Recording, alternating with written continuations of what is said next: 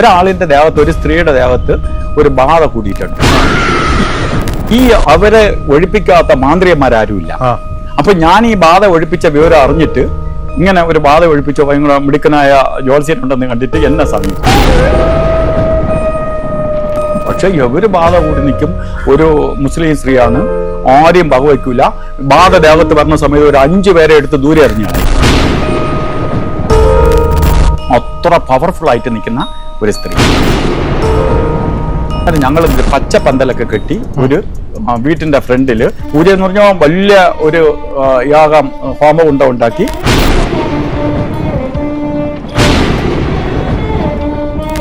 അതിൽ ആ മെയിൻ ആളുടെ കൂടെ മാത്രം ഞാൻ പറഞ്ഞു, എന്നാ ഇതില് ബാധയില്ല, പക്ഷെ ഇവർക്ക് ബാധയുണ്ടെന്ന് ഇവര് തീരുമാനിച്ചിരിക്കുകയാണ്. ഈ ബാധ ഒഴിക്കുന്ന എന്തെങ്കിലും രീതിയിൽ അവരെ ദൃഷ്ടിപ്പെട്ടാൽ, അവർക്ക് മനസ്സിൽ വന്നാൽ മാത്രമേ ഈ ബാധ ഒഴിയൂ. നമ്മൾ ഈ ഒരു കുടം, മൺകുടം വാങ്ങി വെച്ചിരുന്നു. ഈ തവള കൊള്ളത്തക്ക രീതിയിലുള്ള ഒരു കുടം, കാലും ഒക്കെ കെട്ടി ഒരു തവള ഇതിനകത്ത് വെച്ചിരിക്കുകയാണ്. ഇത് എനിക്കും പുള്ളിക്ക് മാത്രമേ അറിയാവൂ. അപ്പോൾ പുള്ളി പന്തമൊക്കെ ഇങ്ങോട്ട് എടുത്തിട്ട് അത് കുന്തിരിക്കാം ഇങ്ങോട്ട് എടുത്തിട്ട് ഈ കളത്തിനകത്ത് ഒരു 2-4 പ്രാവശ്യം അടിച്ചു.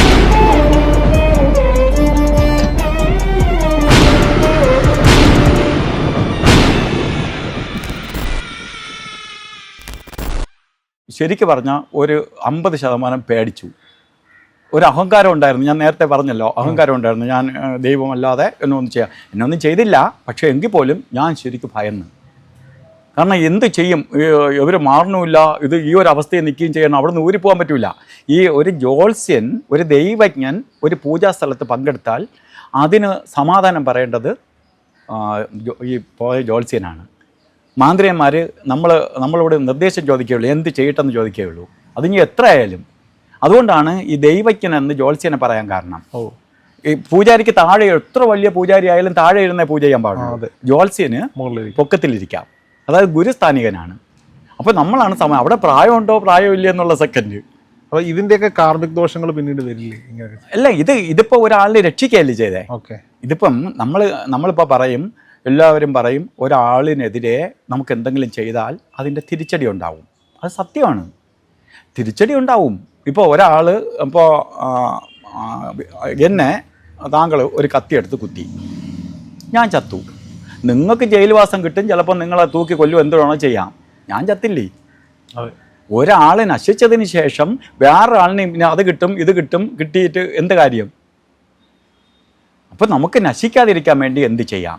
അപ്പം ഞാൻ എൻ്റെ ഇതുവരെ ഉള്ള ഇതിൽ ഞാൻ ആളുകളെ ഒഴിവാക്കി, ഇങ്ങനെ നമുക്ക് ബാധാശക്തികളെ ഒഴിവാക്കാം.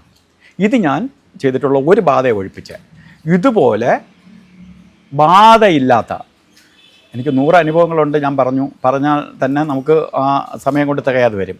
എന്നാലും ബാധയില്ലാത്ത ഒരു ബാധയെ ഞാൻ ഒഴിപ്പിച്ചു. ബാധയില്ലാത്ത ബാധയോ? ഒരാളിൻ്റെ ദേഹത്ത്, ഒരു സ്ത്രീയുടെ ദേഹത്ത് ഒരു ബാധ കൂടിയിട്ടുണ്ട്. ഈ അവരെ ഒഴിപ്പിക്കാത്ത മാന്ത്രികന്മാരാരുമില്ല. അപ്പം ഞാൻ ഈ ബാധ ഒഴിപ്പിച്ച വിവരം അറിഞ്ഞിട്ട് ഇങ്ങനെ ഒരു ബാധ ഒഴിപ്പിച്ച ഭയങ്കര മിടുക്കനായ ജ്യോത്സ്യനുണ്ടെന്ന് കണ്ടിട്ട് എന്നെ സമീപിച്ച് ഞാൻ എങ്ങനെ നോക്കിയിട്ടും ഈ സ്ത്രീയുടെ ദേഹത്ത് ബാധയില്ല. പക്ഷേ ഇവർ ബാധ കൂടി നിൽക്കും. ഒരു മുസ്ലിം സ്ത്രീയാണ്, ആരെയും വകവയ്ക്കൂല. ബാധ ദേഹത്ത് പറഞ്ഞ സമയത്ത് ഒരു 5 പേരെ എടുത്ത് ദൂരെ എറിഞ്ഞ് കളയും. അത്ര പവർഫുള്ളായിട്ട് നിൽക്കുന്ന ഒരു സ്ത്രീ. ഇവരെ ഹിന്ദു ആചാരപ്രകാരം ചോറ്റാനിക്കര അമ്പലത്തിൽ, വെട്ടുകാട് പള്ളിയിൽ, അതുപോലെ എല്ലാ മതാചാരപ്രകാരമുള്ള സ്ഥലത്തും ഒക്കെ കൊണ്ട് ഭജന ഇരുത്തി. ഇവരെ ബാധ മാറില്ല. ബാധ ഉണ്ടെങ്കിലല്ലേ മാറുള്ളൂ. അപ്പോൾ ഈ നിൽക്കുന്ന സമയത്താണ് എൻ്റെ അടുത്ത് സമീപിക്കുന്നത്. ഞാനിത് ഇങ്ങനെ നോക്കിയിട്ടും ബാധയില്ല. ഞാൻ ഇനി പറയാൻ പോണ കാര്യം എന്ന് പറഞ്ഞാൽ ചിലപ്പോൾ ഇതിൽ പലരും കേട്ടോണ്ടിരിക്കും, ബാധ മാറി അവർക്ക്, അതുകൊണ്ട് ചിലപ്പോൾ അടി കിട്ടേണ്ട ഒരു സംഭവമായിരുന്നു. അതിൽ നിന്ന് രക്ഷപ്പെട്ടു. അന്നത്തെ ബുദ്ധിപരമായിട്ടും ഐഡിയപരമായിട്ടും ഈ ബാധയെ ഒഴിപ്പിക്കേണ്ടി വന്നു. അപ്പോൾ ഞാൻ എന്ത് ചെയ്തു, ഈ ബാധ ഒഴിപ്പിക്കാൻ വേണ്ടി അവരെ വീട്ടിൽ പറഞ്ഞു. അപ്പം വീട്ടിനകത്ത് സൗകര്യമില്ല. അങ്ങനെ ഞങ്ങൾ പച്ച പന്തലൊക്കെ കെട്ടി ഒരു വീട്ടിൻ്റെ ഫ്രണ്ടിൽ, ഒരു നല്ല പൈസയൊക്കെ ഉള്ളവരാണ്. അപ്പോൾ എന്ത് പറഞ്ഞാലും ചെയ്യും, എൻ്റെ ബാധ ഒഴിഞ്ഞാൽ മാത്രം മതി. അങ്ങനെ ഞങ്ങൾ വലിയ ഒരു പന്തലൊക്കെ കെട്ടി അങ്ങോട്ട് ഇവരെ ഇരുത്തി പൂജ എന്ന് പറഞ്ഞാൽ വലിയ ഒരു യാഗം ഹോമകുണ്ടം ഉണ്ടാക്കി പൂജ നടത്തിക്കൊണ്ടിരിക്കുകയാണ്. ഈ ടീം തന്നെയാണ് ഞാൻ നേരത്തെ ചെയ്ത ടീം. അതിൽ ആ മെയിൻ ആളുടെ കൂടെ മാത്രം ഞാൻ പറഞ്ഞു, അണ്ണാ ഇതിൽ ബാധയില്ല, പക്ഷെ ഇവർക്ക് ബാധയുണ്ടെന്ന് ഇവർ തീരുമാനിച്ചിരിക്കുകയാണ്. ഈ ബാധ ഒഴിക്കുന്ന എന്തെങ്കിലും രീതിയിൽ അവരെ ദൃഷ്ടിപ്പെട്ടാൽ അവർക്ക് മനസ്സിൽ വന്നാൽ മാത്രമേ ഈ ബാധ ഒഴിയുള്ളൂ, വേറെ ഒരു വഴിയില്ല. അപ്പം ഞാനും പുള്ളിയായിട്ട് രഹസ്യമായിട്ടൊരു ധാരണയുണ്ടാക്കി.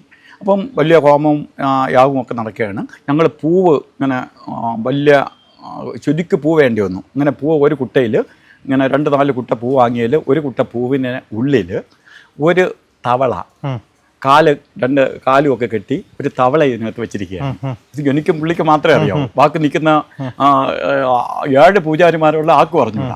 അവരെല്ലാം അങ്ങോട്ട് മന്ത്രം ജപിക്കുന്നു. എല്ലാവരും ഘോര സ്ഫുര സ്ഫുര പ്രസ്ഫുര പ്രസ്ഫുര ഘോര ഘോര തനി രൂപ ചട ചട പ്രജട പ്രജട കക കക മമ മമ ബന്ധ ബന്ധ ഖാദയ ഖാദയ കുംഭട്ട് സ്വാഗ എന്ന് ജപിച്ചുകൊണ്ടിരിക്കുകയാണ്. അതിനിടയ്ക്ക് എവളങ്ങോട്ട് ചാടി എണീറ്റ് വാദം അങ്ങോട്ട് ചാടി എണീറ്റ് ഒറ്റക്കാലിൽ നിന്നിട്ട്, ഏകദേശം ഒരു 100 കിലോയെങ്കിലും പറഞ്ഞ സ്ത്രീ ഒറ്റക്കാലിൽ നിന്നിട്ട് ഭയങ്കരമായിട്ട് തെറിവിളി. എന്നെ വിളിക്കുക. എൻ്റെ ജീവിതത്തിൽ ഞാനാണെങ്കിൽ തെറിവിളി കേട്ട് വളർന്നതാണ്, നാട്ടിൻ പ്രദേശത്ത് വളർന്നുകൊണ്ട്. ഞാൻ പോലും കേട്ടിട്ടില്ലാത്ത രീതിയിലുള്ള തെറി എത്രയും എന്നെ വിളിച്ച്, നീ എന്നെ മാറ്റോടാ, നീ ചെയ്യടാ, മറ്റാണ് മറിച്ചാണ്. ഞാൻ മിണ്ടാതിരുന്നു. എന്തായാലും അവളെ മാറ്റിയിട്ടേ പോകുള്ളൂ വെച്ചാൽ. അപ്പോൾ ഞാൻ പൂജാരിമാരോട് പറഞ്ഞു, നിങ്ങൾ ബഹളമൊന്നും കാണിക്കണ്ട, മന്ത്രം ജപിച്ചുകൊണ്ടിരിക്കുക. ഇവള് എപ്പോഴായാലും ഒറ്റക്കാലിൽ നിന്നവൾ താഴെ നിൽക്കുമല്ലോ, ഇരിക്കാൻ പറയുമ്പോൾ ഇരിക്കൂല. നിലവിളൊക്കെ കാലുടക്കി അടിച്ചു. അപ്പോൾ അത്ര ഭയങ്കര വയലൻ്റ് ആയിട്ട് പിടിക്കാൻ വന്നവരെല്ലാം എടുത്ത് ദൂരെ ഇറക്കും. കാണാനായിട്ട് ഒരു എത്ര പറഞ്ഞാലും ഒരു 10-100 പേര് കൂടിയിട്ടുണ്ട്. ഈ അവസ്ഥയിലാണ് ഈ ബാധ എന്നുവെച്ചാൽ ബാധ ഒഴിപ്പിക്കാൻ ഇങ്ങനെ ഒരാൾ ഒഴിപ്പിക്കുന്നു എന്നറിഞ്ഞപ്പോൾ എല്ലാവരും ഇരിക്കുകയാണ്. അതിൽ കൂടുതലും മുസ്ലിംസും എല്ലാവരും ഉണ്ട്. അപ്പോൾ ഇങ്ങനെ ആവാഹിച്ചുകൊണ്ടിരിക്കുന്ന സമയത്ത് ഈ ഇവള് അരമണിക്കൂറായി, 1 മണിക്കൂറായി, 2 മണിക്കൂറായി, ഇവള് തടുക്കുന്നില്ല. രാത്രി ഒരു 7 മണിക്കൊക്കെ പൂജ തുടങ്ങി. ഒരു 12 മണിയൊക്കെ കഴിഞ്ഞപ്പോൾ കുറച്ച് ശമനം വന്നു, കുറച്ച് ടയേർഡായി. എന്നിട്ട് ഇരിക്കാൻ പറഞ്ഞു. പിന്നെ ഇരുന്നിട്ട് നമ്മൾ ഈ ഒരു കുടം, മൺകുടം വാങ്ങി വെച്ചിരുന്നു. ഈ തവള കൊള്ളത്തക്ക രീതിയിലുള്ള ഒരു കുടം. ഇതും നമുക്ക് മാത്രമേ അറിയാവൂ. അപ്പം ഞാൻ കവടിയൊക്കെ വെച്ച് ഇങ്ങനെ ഇരിക്കുകയാണ്. ബാധ വന്നിട്ടുണ്ട്, ബാധ ആവാഹിക്കാൻ വരട്ടെ, ബാധ ശമിച്ച് വരട്ടെ എന്നൊക്കെ പറഞ്ഞപ്പോൾ ഇങ്ങനെ ഓരോന്ന് ഇടയ്ക്കിടയ്ക്ക് ഞാൻ ഓരോന്ന് പറയുമ്പോൾ അവർ നിർദ്ദേശം കൊടുക്കും പോലെ പറയും. അപ്പോൾ എവളും കേട്ടുകൊണ്ടിരിക്കണം. എന്നെ ഇങ്ങനെ ചെറിയും, തുപ്പും, പൂവൊക്കെ വാരി എറിയും ഒക്കെ ചെയ്യും. എഴിച്ച് പോവാൻ എൻ്റെ ഇവിടെ. അപ്പം ഞാൻ എന്നിട്ടും ചിരിച്ചുകൊണ്ടിരുന്നു. നീ എറിയായിരുന്നു വേണം ചെയ്യും, എന്തായാലും വന്ന കാര്യം നടപ്പിച്ചിട്ടേ പോകുള്ളൂ, എത്ര സമയമായാലും. അപ്പോൾ ഈ പൂജ ചെയ്ത് അവസാനമായപ്പോൾ ഇവള് ഇങ്ങനെ തളർന്ന് ഇങ്ങനെ ശ്രദ്ധിച്ച് നോക്കിയിരിക്കുകയാണ്. ഇവള് ടയേർഡായി. അപ്പോൾ ഞാൻ പൂജാരിയോട് പറഞ്ഞു, ബാധ വന്നിട്ടുണ്ട്, ബാധ ആവാഹിക്കാൻ പറഞ്ഞു. അപ്പോൾ പുള്ളി പന്തമൊക്കെ ഇങ്ങോട്ട് എടുത്തിട്ട് ഒരു കുന്തിരിക്കാം ഇങ്ങോട്ട് എടുത്തിട്ട് ഈ കളത്തിനകത്ത് ഒരു 2-4 പ്രാവശ്യം അടിച്ചു. കുടത്തിനകത്ത് അടിച്ചപ്പോൾ കയറടി ഇതിനകത്ത് കയറടി എന്ന് പറഞ്ഞ് 2-4 പ്രാവശ്യം ഇങ്ങോട്ട് അടിച്ചു. പോടാ, ഞാൻ കയറൂല എന്നൊക്കെ പറഞ്ഞുകൊണ്ട് ഇവളിങ്ങനെ ഇരിക്കുകയാണ്. രണ്ടുപേരും വാശിയും വൈരാഗ്യത്തിൽ. ഒരു 4-5 പ്രാവശ്യം അടിച്ചപ്പോൾ കുടം അത്യാവശ്യം ചൂടായി. ഈ കുന്ത അടിച്ചവൻ ചൂടായി. ഞാൻ പുള്ളിയെ കണ്ണ് കാണിച്ചപ്പോൾ പുള്ളി പൂവോടുകൂടി ഇതിനെ എടുത്തങ്ങത്തിട്ട് കയറടി അതിനകത്തെന്നും പറഞ്ഞു. എന്നിട്ട് നമ്മൾ പട്ടുകൊണ്ട് ഇതിൻ്റെ മീതെ അങ്ങ് കെട്ടിയതും ഇത് ചൂടടിച്ചിട്ട് തവള അങ്ങോട്ട് ചാടുമ്പം കുടം അങ്ങോട്ട് വന്നു. മനസ്സിലായി? തവള ഇപ്പോഴത്തെ ചാടുമ്പം കുടം ഇങ്ങോട്ട് ചാടി. എല്ലാം നിന്നവരെല്ലാം ഞെട്ടിപ്പോയി. എവളും പെട്ടെന്ന് ഇങ്ങനെ പേടിച്ചിട്ട് ഇങ്ങനെ നോക്കിക്കൊണ്ട് അങ്ങനെ ഇരുന്നു. ഈ അനുഗ്രഹിച്ചുകൊണ്ടിരുന്നവള് പെട്ടെന്ന് അവളും കാരണം ഇതിനകത്ത് കയറി കണ്ടല്ലേ. അപ്പോൾ ബാധ കയറി. എന്നിട്ട് ഞാൻ പറഞ്ഞു, എത്രയും വേഗം ഇതിനെ ഒഴുക്ക് വെള്ളത്തിൽ ഒഴുക്കണം, ഇല്ലെങ്കിൽ എന്ത് ചെയ്യും, ഇത് പൊട്ടിപ്പോവുകയാണെങ്കിൽ ഇതിൽ ആരെ ദേഹത്ത് കയറുമെന്ന് അറിയാൻ പറ്റൂല. അതുകൊണ്ട് ആരെങ്കിലും ധൈര്യമുള്ളവർ ഈ മാന്ത്രികന്റെ കൂടെ പോകണം. ഒരു മനുഷ്യനും പോകണില്ല, ഒരു മനുഷ്യനും പോകുന്നില്ല. പിന്നെ ഇത് പൊട്ടേറ്റ് ചെയ്യുമ്പോൾ കൂടെ കയറി എന്ത് ചെയ്യും. ഞാൻ എന്താണ് പറഞ്ഞത്, ഈ തവള ചാവാതിരിക്കാൻ വേണ്ടി എത്രയും വേഗം വെള്ളത്തിൽ ഒഴുക്കുക. അങ്ങനെ മാന്ത്രികന്റെ കൂടെ ഞാൻ പറഞ്ഞു, ഞാൻ കൂടി പോവാം, ഞാനും മാന്ത്രികനും തൊട്ടടുത്തൊരു കുളമുണ്ടെന്ന് ഒരു ഇതുണ്ടെന്ന് പറഞ്ഞു. അവിടെ കൊണ്ടുവന്ന് പൊട്ടിച്ച് ഞങ്ങൾ അതിനകത്ത് ഇട്ടിട്ട് വന്നു. ഇത് ഒറ്റ പേരിൽ ശരിക്ക് പറഞ്ഞ ഒരു 250 പേര് ആ സമയത്ത്. അങ്ങനെയൊക്കെയാണ് ഞാൻ ഈ ജ്യോതിശാലയം തുടങ്ങാനാണ് വന്നത്. ആംബിയൻസ് എന്നല്ല, പിന്നെ ആളുകൾ എന്നെ വീട് അന്വേഷിച്ച് വന്നിരിക്കണേക്കാൾ എവിടെയെങ്കിലും ഒരു സ്ഥലത്ത് പോയി ഇരിക്കാന്ന് വിചാരിച്ചു. അത് ബാധ ഇല്ലാതെ ബാധ ഒഴിപ്പിച്ചതാണ്. ആരെങ്കിലും ഇതൊക്കെ പറയുമോ സാറല്ലാതെ? ആർക്കും അതിനുള്ള ധൈര്യം കാണിക്കില്ല. ഇതിങ്ങനെ സംഭവിച്ചാൽ പോലും ഇത് പറയത്തില്ല. ഞാൻ അത് പറഞ്ഞതെന്ന് പറയണത്, ചിലത് ഈ ബാധ കാണൂല, തോന്നലുകൾ മാത്രം, സൈക്കോളജിക്കൽ പ്രോബ്ലം കാണും. ഇതിനെ ആളുകൾ ബാധയുണ്ടെന്നും പറഞ്ഞിട്ട് ഉള്ള സ്ഥലത്ത് മൊത്തം പോയി ഉള്ള മാന്ത്രികന്മാർക്കെല്ലാം പൈസ കൊണ്ട് കൊടുത്ത് ഉള്ള പൂജകളെല്ലാം ചെയ്ത് നശിച്ച എത്രയോ കുടുംബക്കാർ എൻ്റെ അടുത്ത് വന്നിട്ടുണ്ട്.